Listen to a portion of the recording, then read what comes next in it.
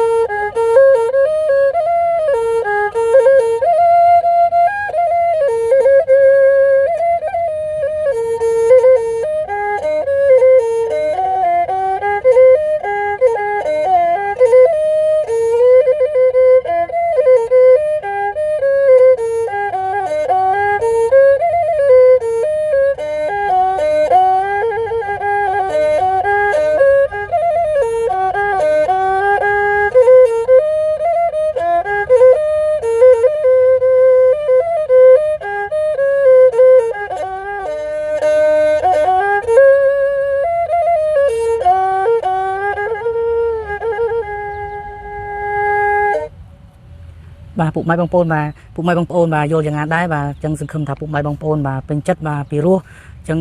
ពុកម៉ែបងប្អូនបាទចូលរួមបាទគ្រប់ត្រូលក៏ដូចជាជួយ like ជួយ share វីដេអូយើងខ្ញុំម្នាក់មួយផងបាទជាពិសេសពុកម៉ែបងប្អូនដែលមានលទ្ធភាពលោកគ្រូភ្លេងដែលត្រូវការឧបករណ៍យកទៅលេងភ្លេងបាទឧបករណ៍ល្អ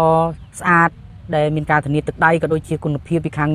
ខ្ញុំបាទផ្ទាល់ពុកម៉ែបងប្អូនអាចទំនាក់ទំនងមកខ្ញុំបាទបានមានលេខទូរស័ព្ទមាន Telegram មាន Facebook មាន TikTok ឬក៏ YouTube ពុកម៉ែបងប្អូនអាច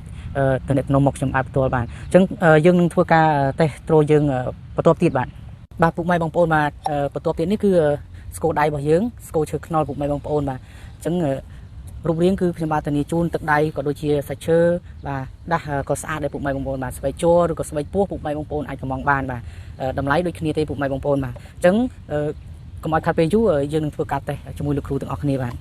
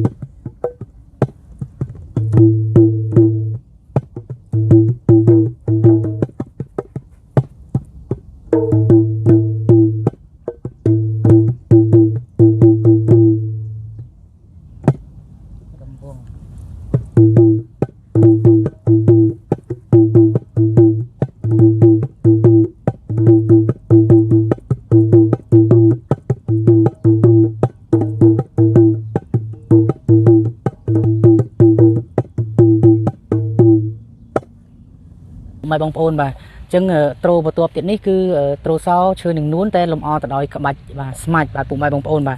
ម្ដងនេះនាងនួនដែរតែម៉ូតឈុតបាទឈើសុទ្ធតែម្ដងនេះគឺឆ្លាក់ក្បាច់ទាំងក្បាច់រលាមានពលួតក៏ highlight សស្អាតហើយនឹងក្បាច់ដងក៏មានឆ្លាក់ក្បាច់ដែរពុកម៉ែបងប្អូនបាទអញ្ចឹងយើងនឹងធ្វើការតេស្តសំឡេងជូនពុកម៉ែបងប្អូនស្ដាប់ទាំងអស់គ្នាបាទបទផាត់ជាយបើកវានោនបាទ Thank you.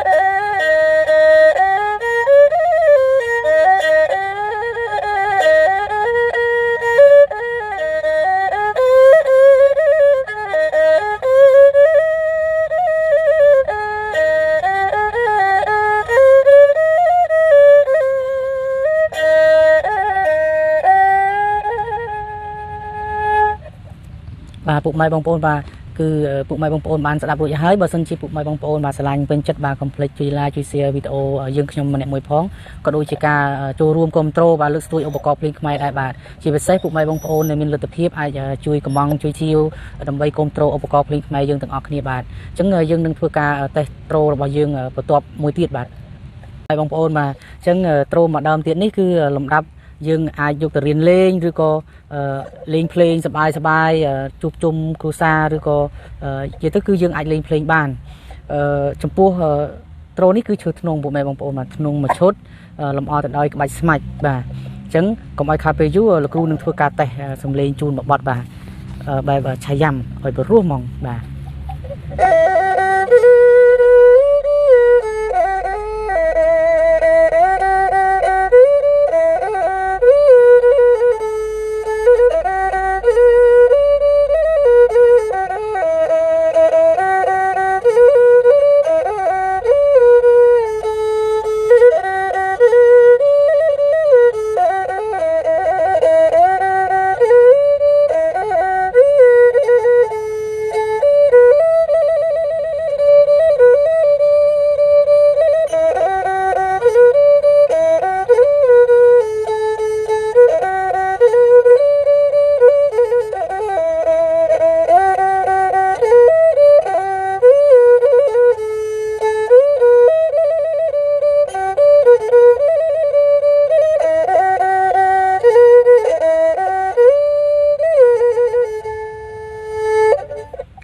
បាទពុកម៉ែបងប្អូនបាទត្រូលបន្ទាប់ទៀតនេះគឺត្រូលសោជួយឆ្លីកបាទម៉ូតធម្មតាទេតម្លៃក៏ទូថ្លៃសមរម្យដែរពុកម៉ែបងប្អូនអាចជាវយកទៅរៀនលេងបានឬក៏លេងភ្លេង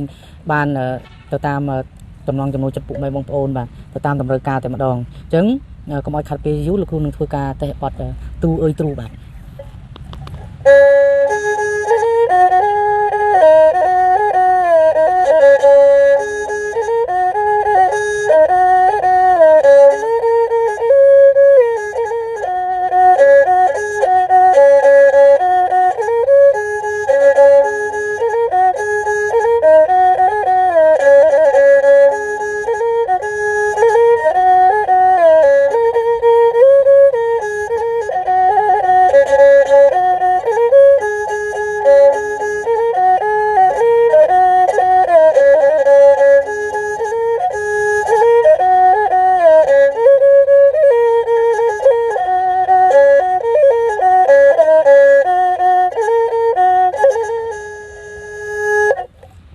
បាទពុកម៉ែបងប្អូនបាទអញ្ចឹងបន្ទាប់នេះទៀតនេះគឺស្គរដៃដែរប៉ុន្តែឈើកាសាម្ដងពុកម៉ែបងប្អូនបាទដាស់ស្បែកជ័រដូចគ្នាជាប់បានយូរពុកម៉ែបងប្អូនស្រួលលេងស្រួល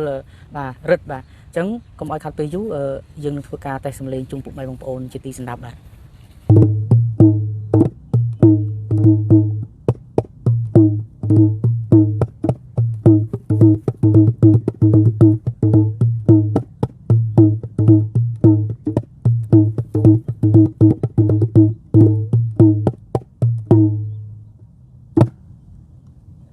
សារវ៉ាន់លោកគ្រូសាក់សារវ៉ាន់មើលមកខ្លួន